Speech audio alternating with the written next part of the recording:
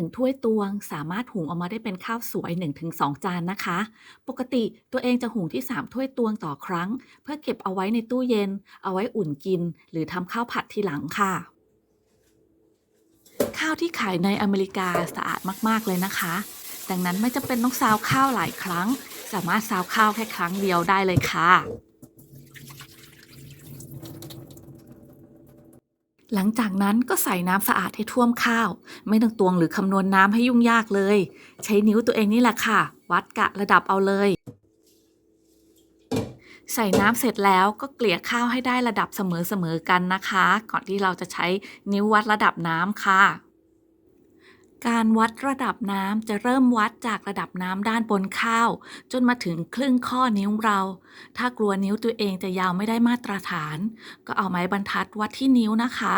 ครึ่งนิ้วไหนยาวประมาณ 1.5 เซนติเมตรเอานิ้วนั้นเป็นเกณฑ์ได้เลยค่ะ ข้าวที่ขายที่ไทยนะคะส่วนใหญ่มันจะเป็นข้าวเก่าที่เขาเก็บเอาไว้นานแล้วก่อนที่เอามาขายเวลาใส่เราจะใส่น้ำประมาณ1ข้อนิ้วแต่ที่อเมริกาข้าวที่ขายจะเป็นข้าวใหม่เพราะฉะนั้นเวลาหุงนะคะใส่น้ำแค่ครึ่งข้อนิ้วก็พอไม่งั้นข้าวจะแฉะค่ะ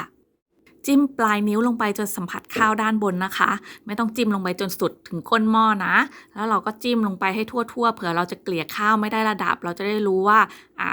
น้ำเนี่ยมันได้ระดับที่ครึ่งข้อนิ้วของเราจริงๆค่ะ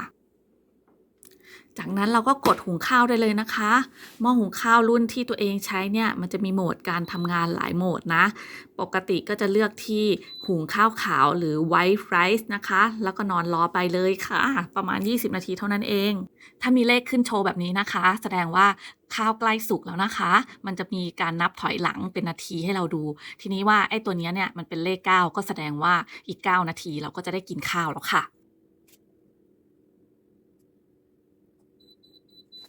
หม้อหุงข้าวร้องแล้วก็แปลว่าข้าวสุกนะคะตอนเปิดฝาให้ระวังไอร้อนด้วยนะเคล็ดลับของการหุงข้าวอีกอย่างอยู่ตรงนี้นะคะหลังข้าวสุกแล้วเนี่ยให้เอาทัพพีพุ้ยข้าวให้ทั่วๆเลยนะข้าวจะฟูเรียงเม็ดสวยไม่ต้องห่วงด้วยว่าข้าวก้นหม้อจะไหม้นะคะเป็นยังไงกันบ้างคะการหุงข้าวให้ออกมาเม็ดเรียงสวยอย่างนี้ไม่ยากเลยเนาะ ขอให้ทุกคนมีความสุขกับการกินข้าวนะคะ สวัสดีค่ะ ถ้าคลิปนี้มีประโยชน์กับท่านผู้ชม ฝากกดไลค์เพื่อเป็นกำลังใจให้ด้วยนะคะ ขอบคุณค่ะ